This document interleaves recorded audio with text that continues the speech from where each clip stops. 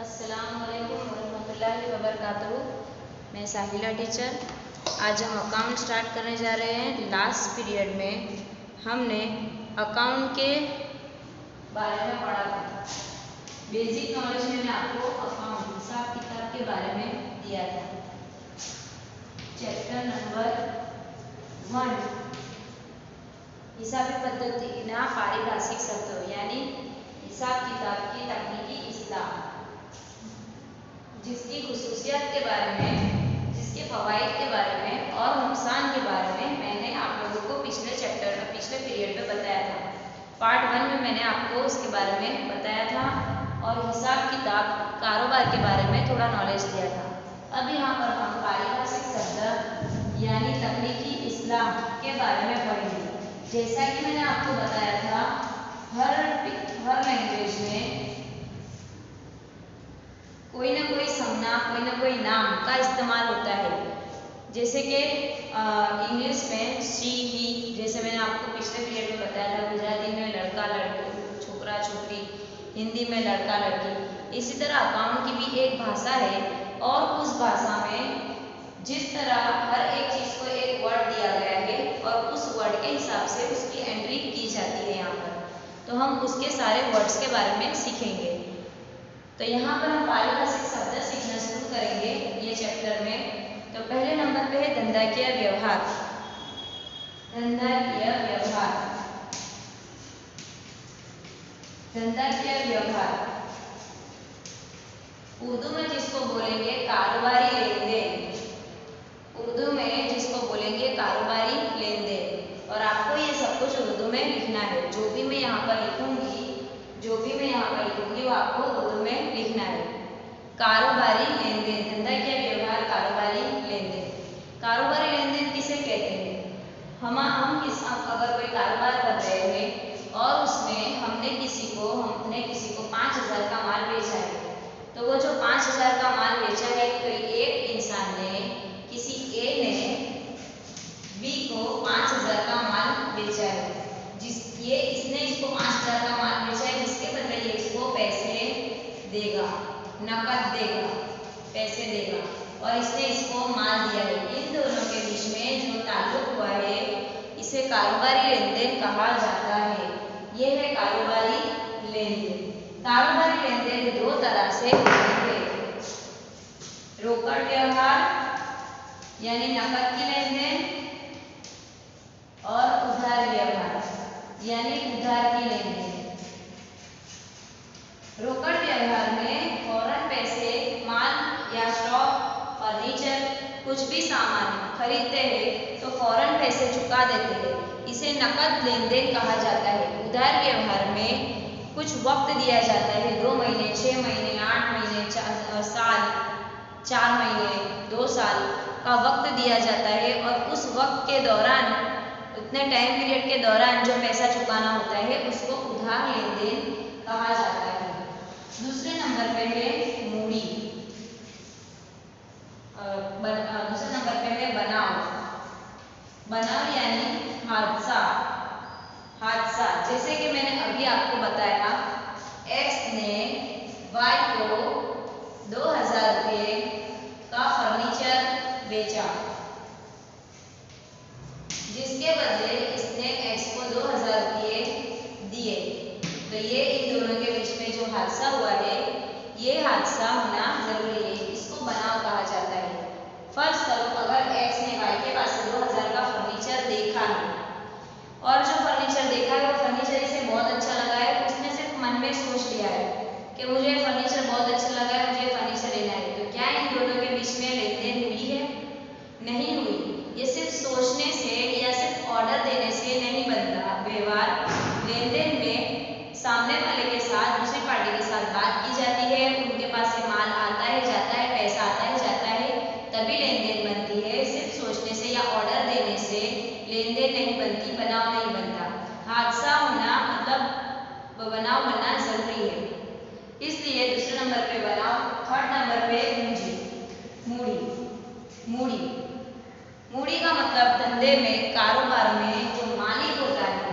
जैसे कि मेरा अपना खुद का कारोबार है, मेरा अपना खुद का बिजनेस है, कपड़े का जिसके अंदर अभी मुझे कुछ नया मटेरियल लाना है, या तो फिर मुझे एक बिजनेस शुरू करना है स्टेशनरी का, और उसके लिए मुझे 50,000 के माल की ज़रूरत है।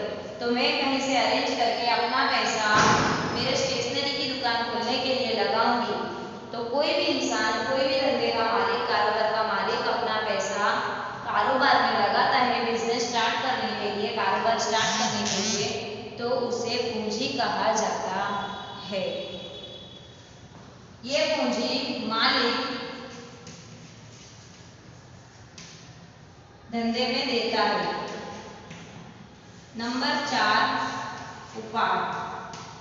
अब मेरा जो बिजनेस चल रहा है, मेरा कारोबार जो चल रहा है, उसमें मैंने मेरा पैसा लगाया है, तो मेरा जितना भी मुनाफा होता है वो मेरे कंपनी का 50,000 का मुनाफा है। तो फर्ज करो कि अगर मुझे 2-3 महीने बाद, 4 महीने बाद, 1 साल का साल होता है, हिसाबी पद्धति में साल, कैलेंडर वर्ष में साल होता है 1 जुलाई से 31 दिसंबर। एजुकेशन में, पढ़ाई में साल होता है जून से अप्रैल। इसी तरह जैसे इस्लामिक वर्ल्ड में साल होता है मुहर्रम से जिलहज। तो यहाँ पर बिजनेस ईयर, कारोबार में, धंधे का सालाना वक्त है 1 अप्रैल से 31 मार्च। कैलेंडर में साल होता है 1 जनवरी से 31 दिसंबर। एजुकेशन ईयर होता है जून से अप्रैल। इसी तरह हिसाब किताब का साल कितने वक्त का होता है? 1-4, 1 अप्रैल से 31 मार्च तक। अब इसके बीच में, ये साल के बीच में 3 महीने, 4 महीने के बाद मुझे ज़रूरत पड़ी है 10,000 रुपये की, क्योंकि मुझे कोई इंश्योरेंस बनना है, लाइफ इंश्योरेंस बनना है, या फीस वगैरह भरनी है, तो मुझे धंधे में से पैसा उठाना पड़ेगा। तो मैं जो पैसा अपने ज़ाती इस्तेमाल के लिए उठा रही हूँ, धंधे के लिए नहीं, कारोबार के लिए नहीं उठाया जा रहा है, कारोबार का काम से नहीं उठाया जा रहा है, सिर्फ मेरे पर्सनल यूज़ के लिए, ज़ाती इस्तेमाल के लिए उठाया जा रहा है, तो उसे उपाड़ कहते हैं। ये उपाड़ मालिक लेता है, इसमें पैसा मालिक देता है और इसमें पैसा या सेवा मालिक लेता है। नंबर 5 नंबर, जवाबदारी, जिम्मेदारी। हमारा कोई कारोबार चल रहा है, उसके अंदर हमने 1 लाख रुपये, जिसके अंदर हमको सामान लाना है 1 लाख रुपये का। हमने एक दुकान खोली है मोबाइल के लिए हमको कुछ मशीन चाहिए, एक दुकान रखनी है, डिपॉजिट वगैरह भरना है, उसका रिपेयरिंग का सामान लेना है, उसके कुछ स्पेयर पार्ट्स लेने हैं, तो हमें 1 लाख रुपये की ज़रूरत है। अभी फ़िलहाल मेरे पास 40,000 रुपये पड़े हुए हैं और बाकी के 60,000 रुपये की अगर ज़रूरत पड़ती है तो मैं बाकी के 60,000 अगर लोन लूँगी बाई चांस, या तो फिर किसी के पास से उधार लूँगी, या तो फिर किसी के पास को हमारा माल बेच के उसके बाद चुकाने के हफ्ते से लूँगी, हफ्ते से माल पैसा उठाऊंगी। तो जो मेरे पास पैसा पड़ा है वो पूंजी है, जो मैंने पैसा दिया है वो पूंजी है, लेकिन उसके बाद जो एक्स्ट्रा का पैसा ऐड करना पड़ेगा वो मुझे किसी और के पास से लेना पड़ेगा। तो इन फ्यूचर मुझे वो पैसा लौटाना पड़ेगा, और जो पैसा उधार लेते हैं और इन फ्यूचर लौटाना पड़ता है उसे जिम्मेदारी कहा जाता है। ये जिम्मेदारी 2 तरह की होती है, आंतरिक और बाह्य जिम्मेदारी।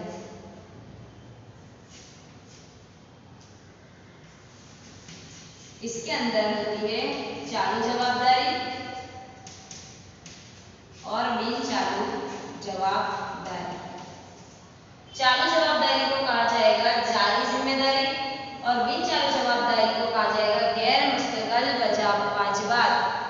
गैर मुस्तकिल वाजिबात, आंतरिक यानी अंदरूनी और बाह्य यानी बाहरी जिम्मेदारी। तो जिम्मेदारी कहा जाएगा, आंतरिक को कहा जाएगा अंदरूनी जिम्मेदारी और बाह्य को कहा जाएगा बाहर की जिम्मेदारी। चालू जवाबदारी को कहा जाएगा जारी जिम्मेदारी और बिन चालू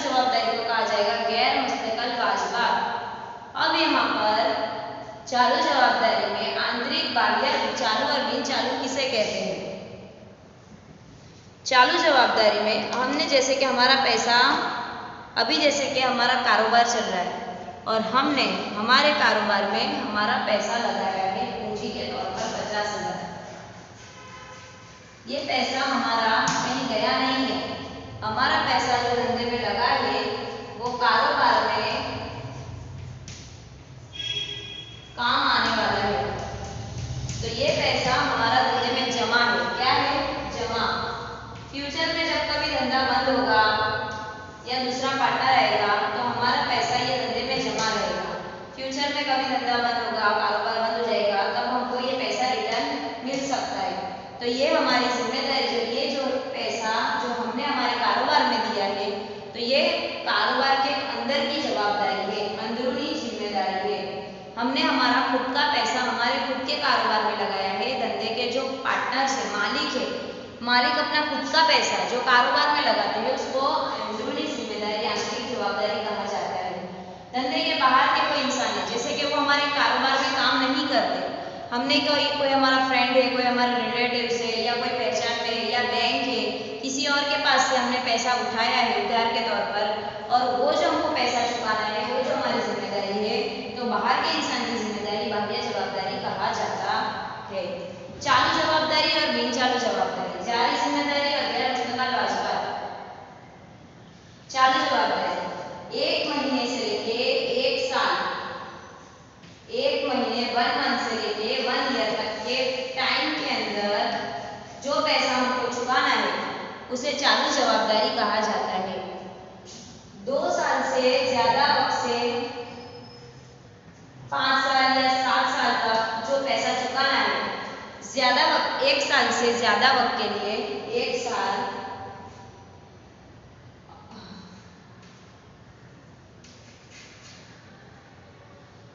1 महीने से लेके 1 साल के लिए जो पैसा चुकाना होता है, जो जिम्मेदारी पैसा चुकाना होता है, उसे चालू जवाबदारी कहा जाता है। 1 साल के वक्त के बाद और उसके बाद 6-7 साल तक के अंदर जो पैसा चुकाना है उसे बिन चालू जवाबदारी कहा जाता है। ये हमारे कितने पॉइंट हुए यहाँ पर? ये हमारा हुआ 6वें नंबर का पॉइंट और ये हो गया हमारा 7वें नंबर का पॉइंट। अब पॉइंट नंबर 8, 8वां पॉइंट मिल्कत यानी जायदाद। मिल्कत यानी जायदाद। अभी जरूरी नहीं है कि हमने हमारे कारोबार में पैसा भी लगाया हो, जरूरी नहीं है कि हमने हमारे कारोबार में पैसा ही लगाया हो, फर्नीचर भी लगा हो सकता है, स्टॉक भी लगाया हो सकता है, कोई गोदाम भी दिया हो सकता है, मकान भाड़े दिया हो सकता है। ये सब हमारी पूंजी है जो हमने धंधे में दी है। अब हम अगर कारोबार स्टार्ट करते हैं तो हमको एक दुकान चाहिए होगी, हमको जैसे कि अभी हमारा चप्पल का बिजनेस है तो एक हमारे को शोरूम चाहिए होगा, उसके अंदर रखने के लिए टेबल, कुर्सी, चेयर वगैरह चाहिए होगा, एक पीसी चाहिए होगा ऑफिस में रखने के लिए, अकाउंटेंट के पास पीसी चाहिए होगा, कैलकुलेटर कंप्यूटर चाहिए होगा, फिर शोरूम के अंदर फर्नीचर चाहिए होगा। तो ये जो सब हमारा और हमारा एक्स्ट्रा माल रखने के लिए गोदाम चाहिए होगा। तो ये जो सब हमको एक्स्ट्रा की चीज़ें जो हमारे कारोबार में लगानी पड़ती है, वो सब जो खरीदी हुई चीज़ें हैं वो हमारी जायदाद है। जायदाद में कई तरह की चीज़ें हो सकती है, मशीन हो सकता है, गोदाम हो सकता है, जमीन हो सकती है, मकान हो सकता है, फर्नीचर हो सकता है, माल का स्टॉक हो सकता है। ये जितना भी कुछ है ये सभी कुछ हमारे लिए हमारी जायदाद है। और जायदाद में भी 4 किस्में होती है।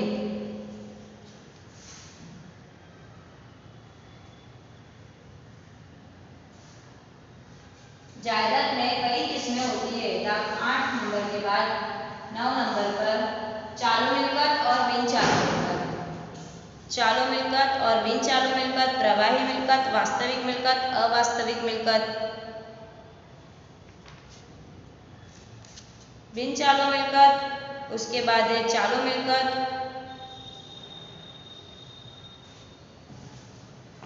तो सबसे पहले हम लोग पढ़ेंगे बिन चालू मिल्कत के बारे में। बिन चालू मिलकत। बिन चालू मिलकत में बड़ी बड़ी चीजें आती है, जैसे कि हमने 1 साल से ज्यादा वक्त के लिए, जिस तरह जिम्मेदारी है उसी तरह 1 साल से ज्यादा वक्त के लिए कोई जायदाद खरीदी है जो फ्यूचर में हमको 2 साल, 5 साल, 7 साल के लिए काम आने वाली है। जैसे कि हमने कोई बड़ा सा मशीन खरीदा है, 10,000 का, 15,000 का, बड़ा सा 50,000 का बड़ा मशीन खरीदा है, जो हमको कपड़े के बिजनेस के लिए या चप्पल के बिजनेस के लिए या स्टील के बासन बनाने के लिए, वो मशीन हमको 2, 4, 7 साल तक चलने वाला है। तो ये जो मशीन है वो हमारी बिन चालू मिलकत कही जाएगी। जो 1 साल से ज्यादा वक्त के लिए जो हमने जायदाद खरीदी है वो सारी जायदाद बिन चालू जायदाद कही जाएगी। इसके अंदर फर्नीचर आता है, स्टॉक फर्नीचर आ सकता है, जमीन, मकान, मशीन वगैरह, गोडाउन वगैरह, पट्टे, प्राकृतिक मिलकत यानी भाड़े रखी हुई जमीन, जायदाद वगैरह आ सकते हैं। ये सारी बिन चालू मिलकत है। बिन चालू मिलकत में होती है दृश्य मिलकत और अदृश्य मिलकत। दृश्य मिलकत,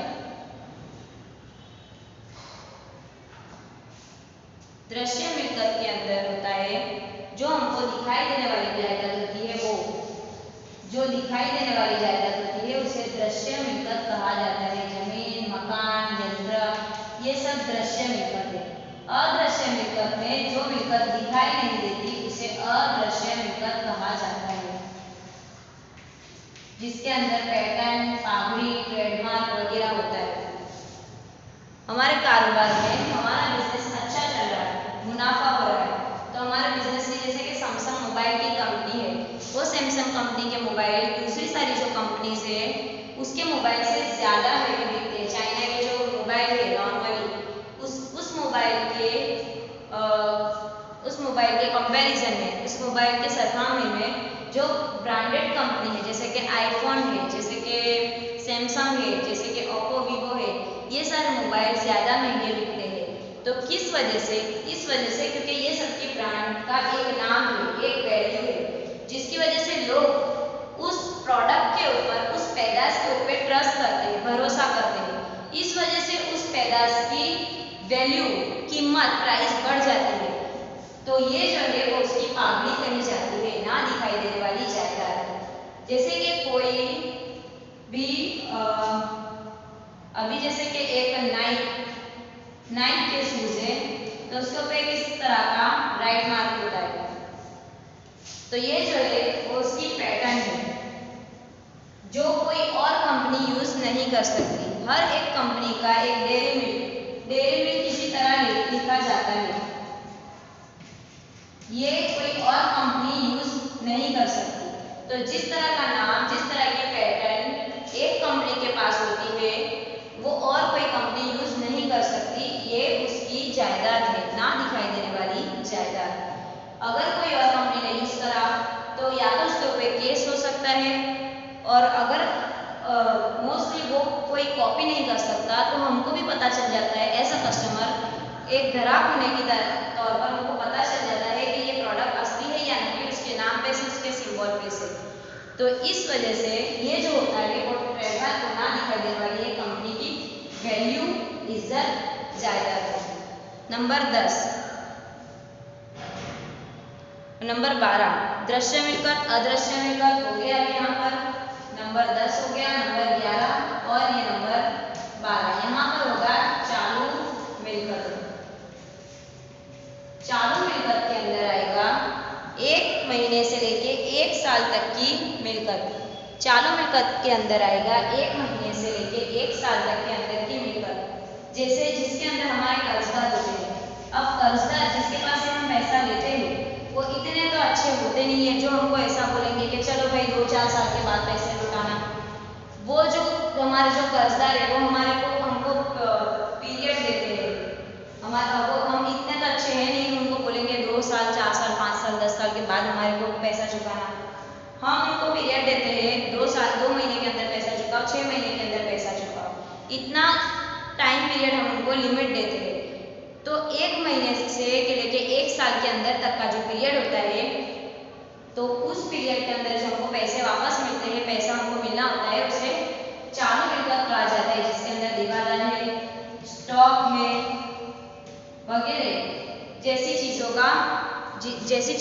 चीजें मिल जाती है। प्रवाही मिलकत, इसके बाद है प्रवाही मिलकत।